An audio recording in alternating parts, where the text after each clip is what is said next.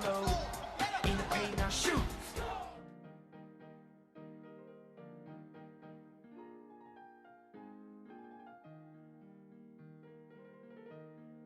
Good morning and welcome to What's Happening To. We will start with the cultural section, directed by Marta Bolívar. Today we have with us some of the most important characters in Spanish history. All yours, Marta. Thank you very much, Mercedes. We are here in the Borbones Royal Palace. Today we have as guests the monarchs Fernando VII, María Cristina and Isabel II. They are an essential piece of the Hispanic monarchy puzzle. Come in, please. Welcome to 2021. Please put your mask on. Why? Because we are in a global pandemic. I'll explain you later.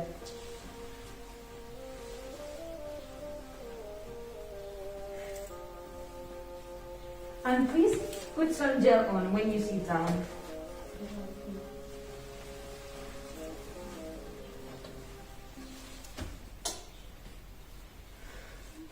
Well, Fernando, could you tell us how you ascended to the throne?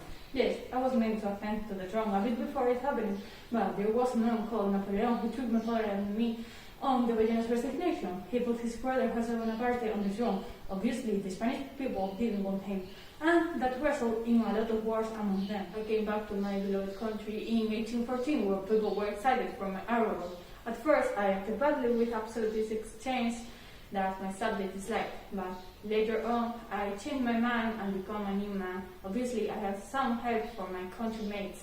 The last years of my reign, South America got independence from us. The news was a blow to us to the end. What a pity and what an interesting story, Your Majesty. Thank you so much for spending time with us. And now we're talking with your wife, María Cristina. Good morning, lady. Good morning. Really nice to meet you. Could you tell us what Fernando's death meant to the reign? It had a great impact on the Spanish society, resulting in many conflicts. Our liberals and absolutists. The leaders supporting the right to rule of my brother-in-law, Carlos María Isidro. They didn't want my daughter, Isabel II, to become queen, so we formed an alliance with the liberals for Isabel to get to rule. Espartero and I controlled the kingdom for her until she became 3 years old. Were there any important issues during the regency stage, sorry? Yes, the first Catholic War, a civil war, on which I told you before, between absolutists and liberals. Obviously, my daughter won. Thank you so much, María Cristina. Now we will talk to Isabel II. Hello, Your Highness. Good to see you. First of all, I would like to know how old were you when you got to the throne? And why was that? You were considered an adult at 12 years old, am I wrong? That's too much earlier than the rest of the Spanish population, isn't it? Yes, I was queen at 12 and I was supported by some political parties. However, your reign, characterized by the government instability, motivated by the problems with two liberal parties, could you tell us about it? Yes, moderated and progressives got mad. Some of them were looking for light change while, on the other hand, progressives waged a massive change. So, if there was more than one party, how did you get organized? Did your people elaborate a constitution or some laws to regulate the police? Let me explain. My reign was historically divided in 3 stages. First, la década moderada. A constitution was elaborated in 1845. Then, el bienio progresista, during which the idea of new constitution was pitched in, but never came to be. Finally, the last year of my reign, where every other year we had a different government that gave place to el sexenio revolucionario, but I'd rather not talk about that.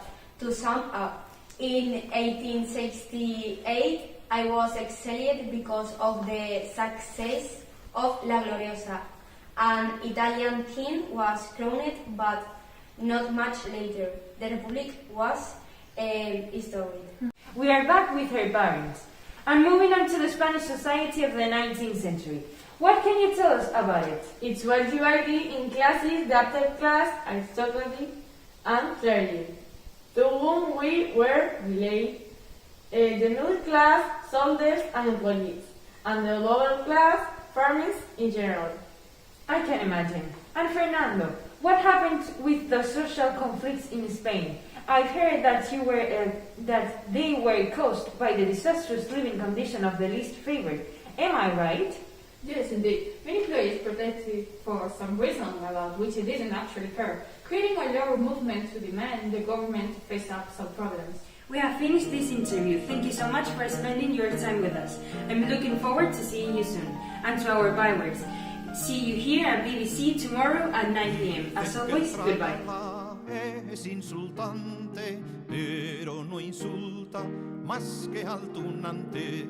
Dicen que el trágala es insultante, pero no insulta más que al tunante. Trágala, trágala, trágala, trágala, trágala, trágala, trágala, trágala, trágala y muere tu servilón.